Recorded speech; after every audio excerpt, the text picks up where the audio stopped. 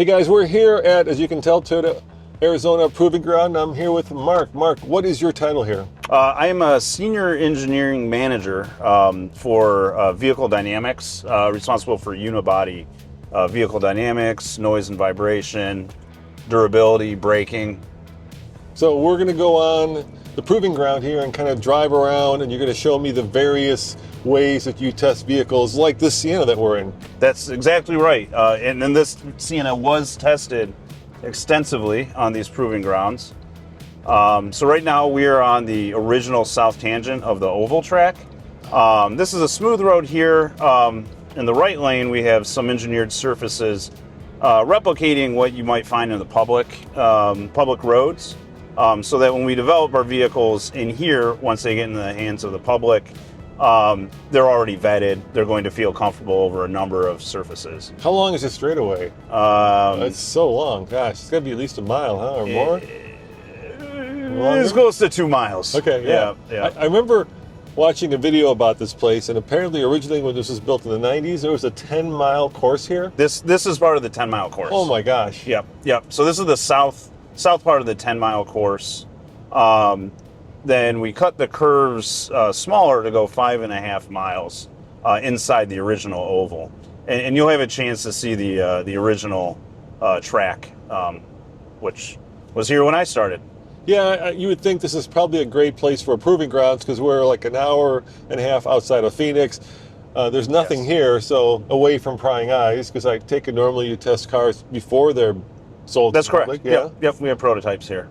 So it's very private, and it doesn't snow here, so No. luckily the pavement stays the way that you made it. I'm looking at the one next to us here.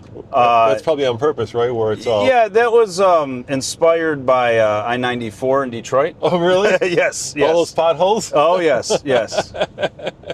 And you work out of Michigan, so you're very familiar with. Yeah, based out of Ann Arbor, Michigan. Okay. Over to the left is the original oval track. Okay. So you can see it has a bit of a banked corner. And we pivoted to the smaller track, really just to maximize the usage. We can do 99% of what we've done on the big track on the smaller track. And you don't have to go 10 miles. Don't have to go 10 miles. Although we do have to accumulate mileage for certain tests, burnishing tires. There are times where we're driving 100 miles around the oval. So 10 times around. Yeah. Well, yeah, previously 10 times. But you don't use that part now. Not anymore. That's defunct. Yeah, the pavement looked a little like it's been past its prime. That's right. Right. Yep.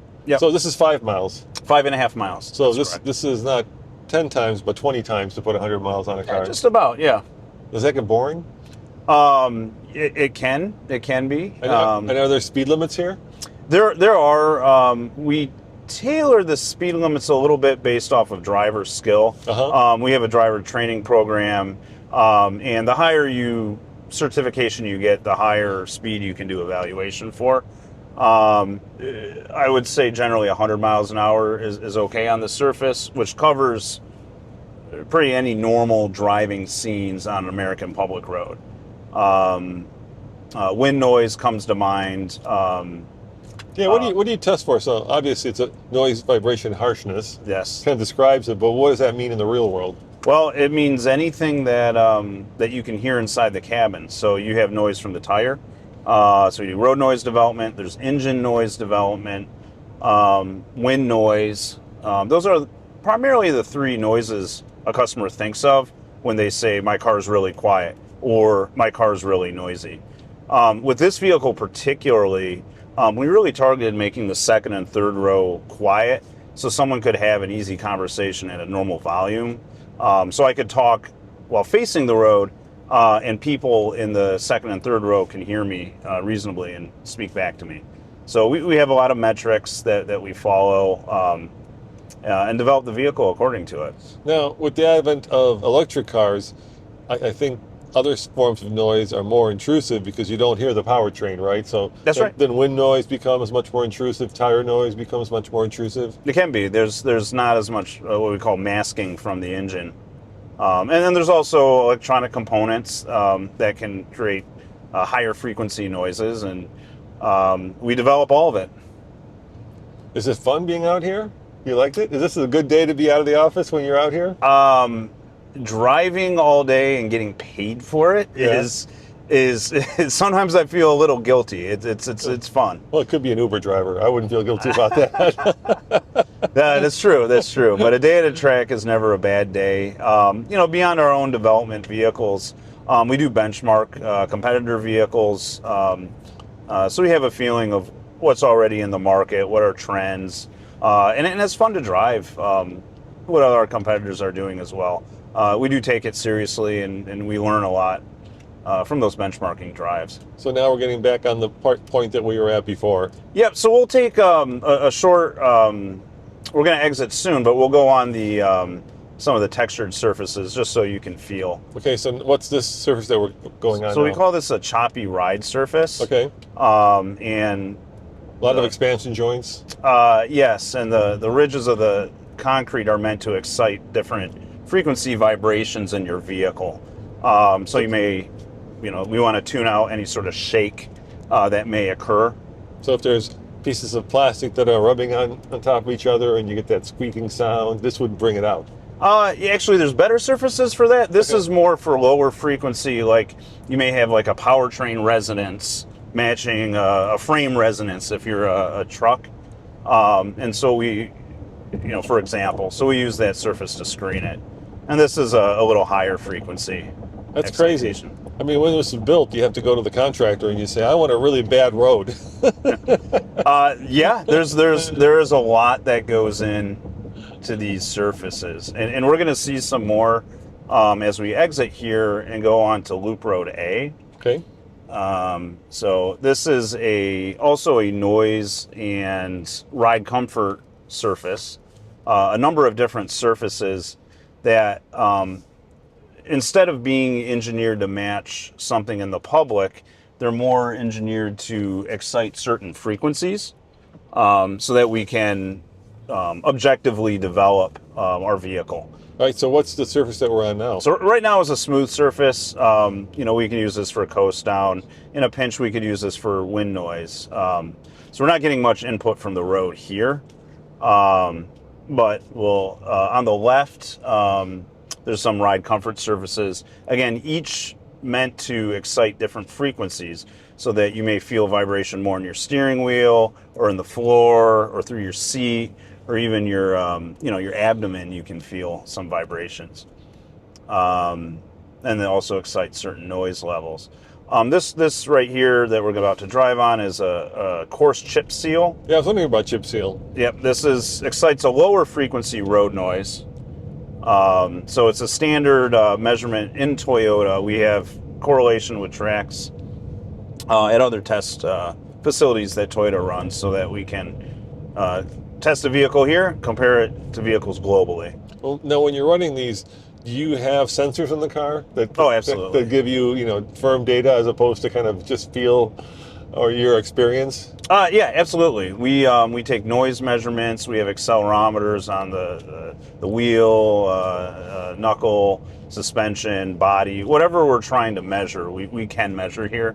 And it's really it's a good question because we're engineers. We deal with data, objective data, but we always have to be mindful of what is the customer hearing and feeling. And the subjective part of it is just as important. And that's what we can do here as well.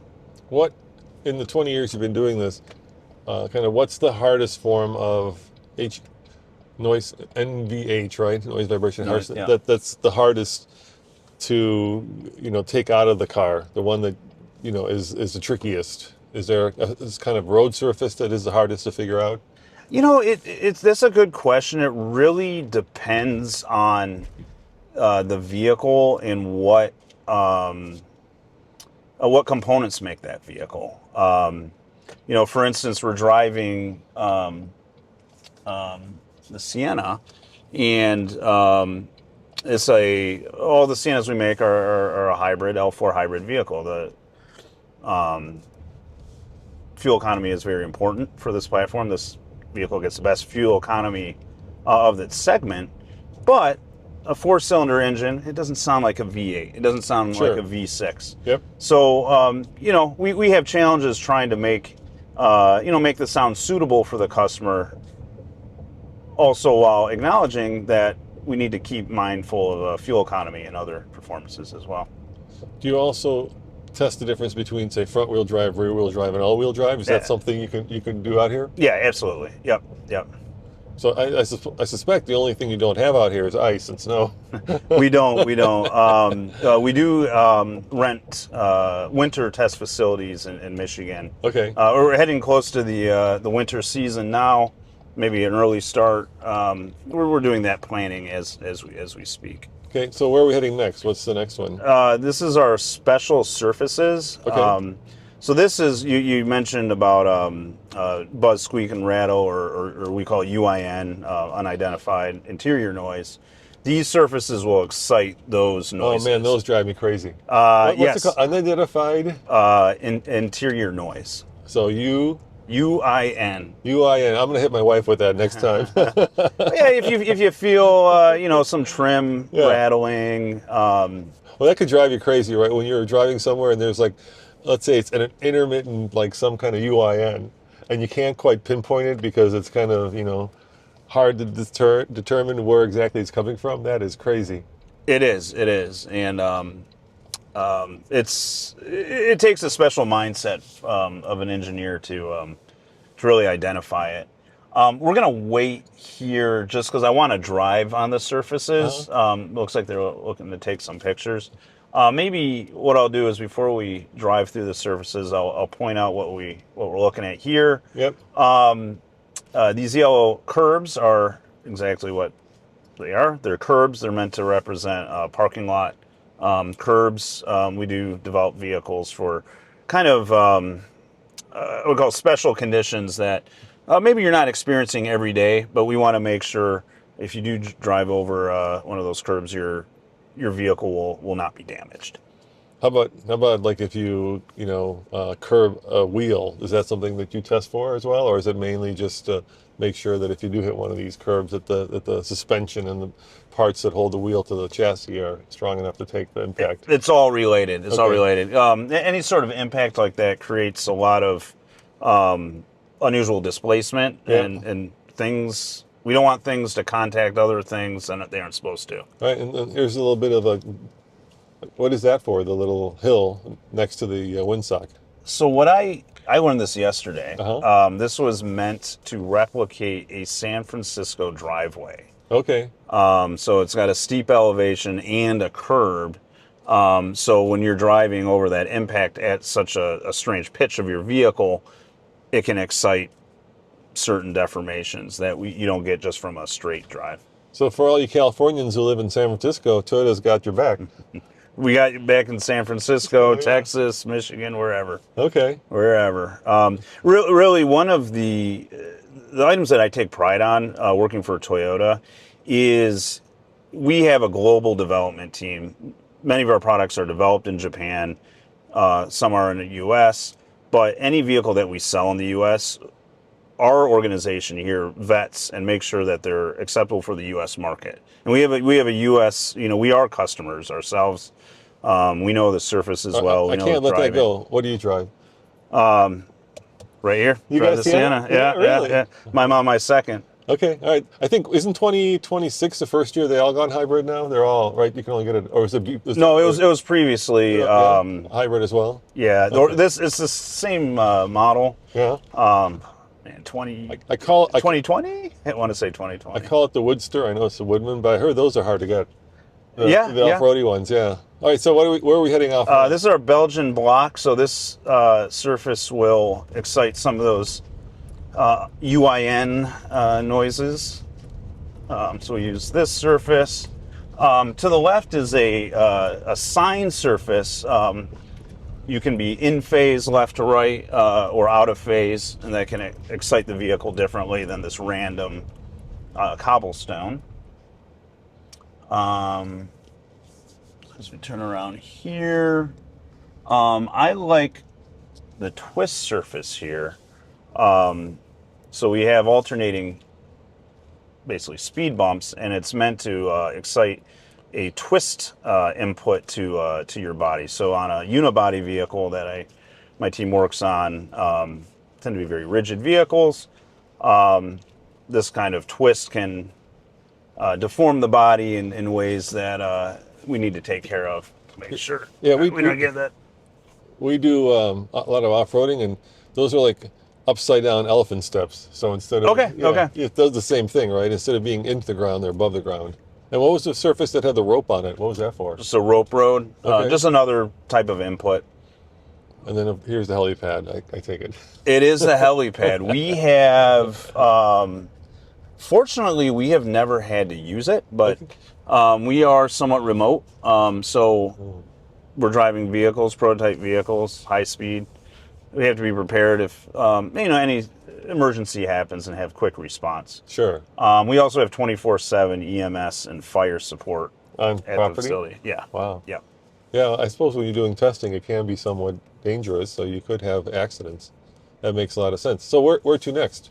So we're going to head up an access road, and we're going to take a look at our new noise pass-by surface.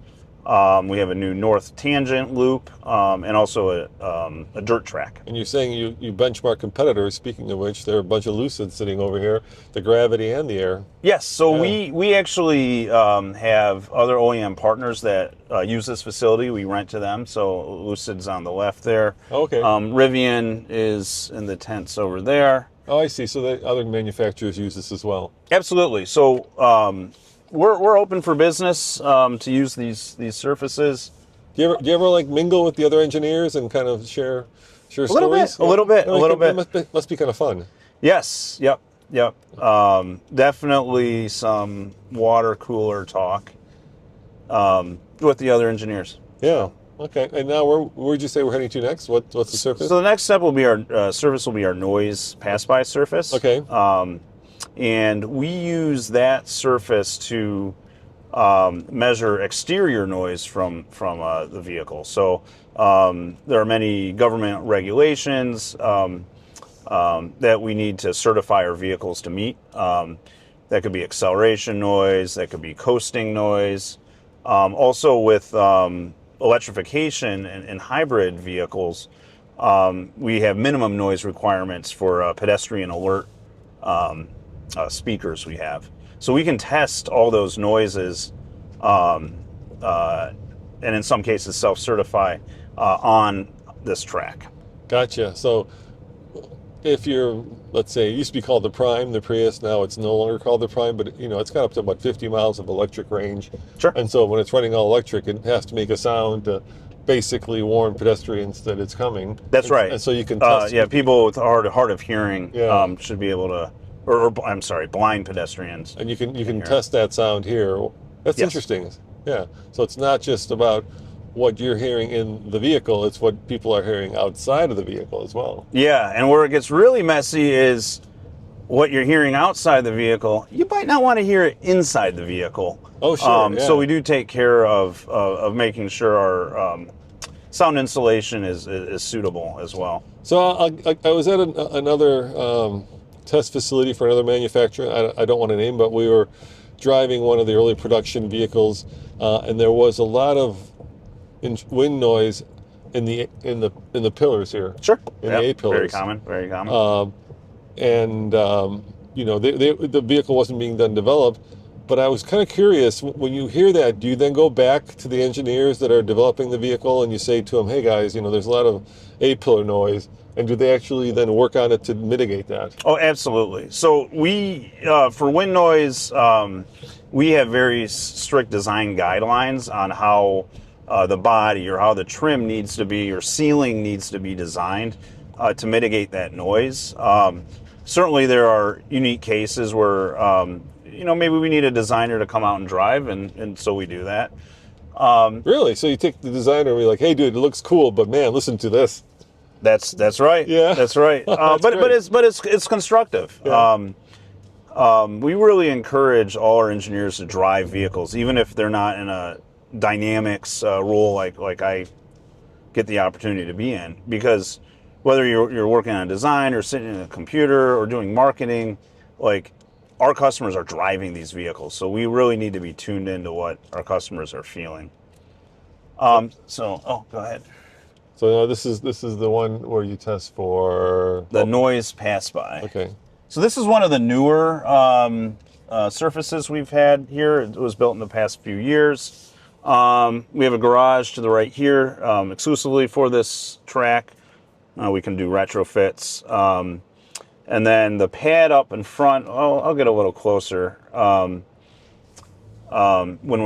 it's in operation, we have microphones set up. Oh, wow. So you have a hearing station. That's right. That's Yeah. right. And then the trailer you see to the right, that's where we collect data. We have... I should say listening station, yeah. Yeah, yeah. Interesting. Yeah, very highly used track. And also, because in the industry, we all face the same regulation, we can rent this out for other customers to do their standard noise pass-by measurements. I gotta ask, because you don't seem like the typical minivan driver. You said you have one of these. Do you have young kids, or do you just love the utility of this? The utility is nice. I do have 2 children at home. They're not so young anymore. Okay. They're teenagers. Well, that could be trouble in a minivan. Well, my daughter drives a Corolla. Okay. it's a little better suited for her. But no, it's just a comfortable vehicle. It's good to haul around family. Grandparents can sit in the third row. We take a lot of trips. Yeah, I love minivans. I mean, they're kind of my guilty pleasure. Yeah. And I was just in Japan, where they have these really posh and really luxurious minivans where the back seat is just enormous. It's kind of like being on a private jet. Yeah, minivan culture. And then there's this wall here, and there's a big video display, so you can watch. It seems like the right move if you want the ultimate in luxury. Forget the Rolls Royce. Yeah, it doesn't have nearly the amount of room that a minivan would. That's right. That's right. I don't think the minivan culture is really going to catch on here. Yeah, like it has in Japan. Yeah, we have a lot of machismo when it comes to that. We seem to have pigeonholed it as the family hauler, mom-mobile or dad-mobile, and sometimes there's a stigma, but like you've given up on life, right? That's I'm not saying you have, but I'm saying that's what. Yeah. That's why we've got these giant SUVs.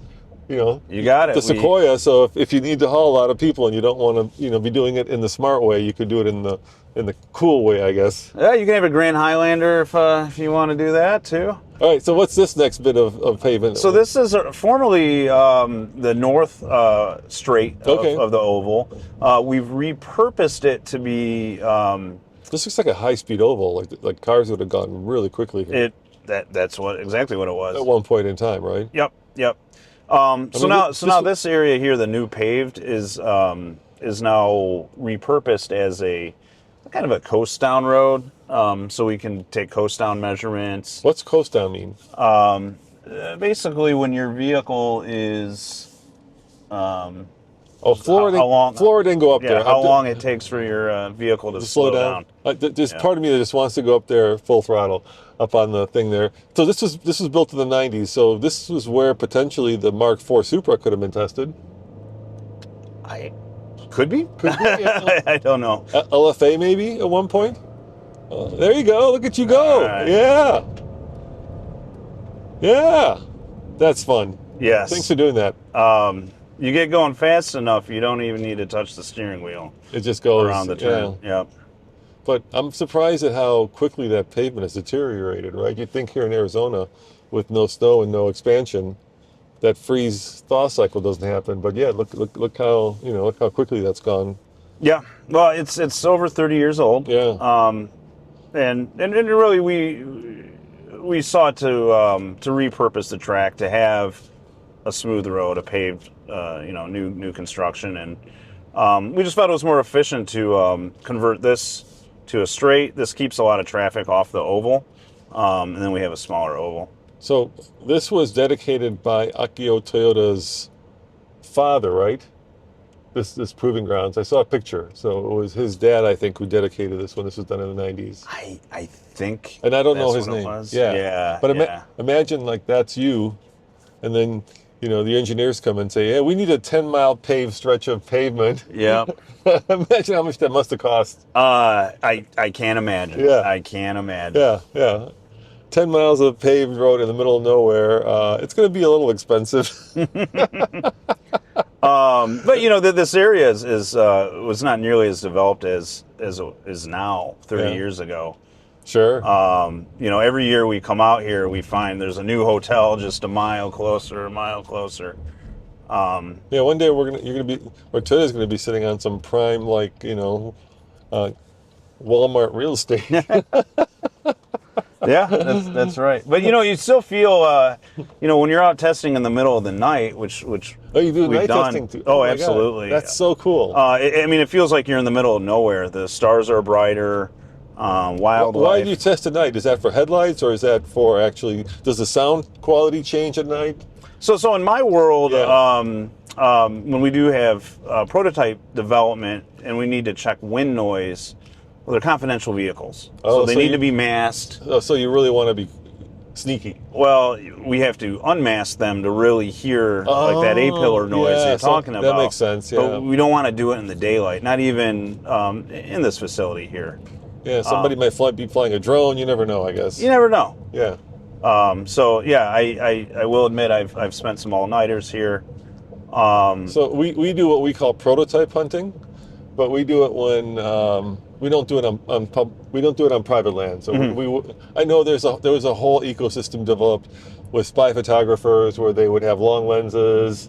Sure. And they would take pictures of cars on proving grounds. We don't do that, but we will go up to, because we're from Colorado, so we will go up to what we call the high country, which is where a lot of manufacturers do high altitude testing. Sure. And when the cars are running around on public roads, then we go try to spot them. And I think that's kosher because you're on public roads now, so. Yeah, give me a call next time you do it, just so. That's how you know we're there. Yeah. I can plan. Yeah. No, we take. Oh, you won't know when we're there. No kidding. we do take precautions to. But when you're on public roads, it feels like it's fair game, right? Then you're going to get seen by public. So is this off-road part as well, or is this just not finished? This is we're going to go to our dirt track. Okay. And one of the most important uses for it is really as a driver's training track. We have an excellent driver's training program at Toyota. Most of our engineers have gone through it. The advanced levels are taught here at TAPG. Myself and most of my team have come here. And the dirt track is where it all begins. Because in order to learn how to drive at a vehicle's grip limit, which we all should if we're dynamic engineers, we have to learn how to get to the limit and get over the limit. And so with this dirt track, we really learn understeer, we learn oversteer. This was the first time I've experienced what it is like to spin out. And we can do it safely. We've over the years, we've made a lot of, taken some measures, expanding shoulders, adding barricading, just so we can have a safe learning environment, but we learn. So that must be fun. That would be a fun day. It's a fun week. A fun week. Sliding a car around on this dirt would be a lot of fun. Yep. I think you would call it low mu, right? That would be the... Yes, that's right. That would be the technical term. I know some stuff, not a lot, but I know some. Over the years, I've learned a little bit. Yeah, the dirt changes every time you take a lap. Maybe it's a little more wet. Maybe you get some dry spots. And you really learn the vehicle, what the vehicle is able to give you. Yeah, especially if you're in a Tacoma or a Tundra, something like that. I'm not sure I don't think I want to slide a minivan through here, but why not? It would be fun as well. You can get a Woodland. Yeah, you get the off-roady one. So, what's your favorite surface to test on? If you've done this for such a long time, is there one that you're particularly happy that, in terms of your engineering background, that really points out or that really shows you, how well the vehicle is going to do in noise, vibration, and harshness? I think I like the noise pass by. Okay. Just because I was part of the development of it, a lot of the planning, and it's really enabled us to do a lot more evaluation than we had before.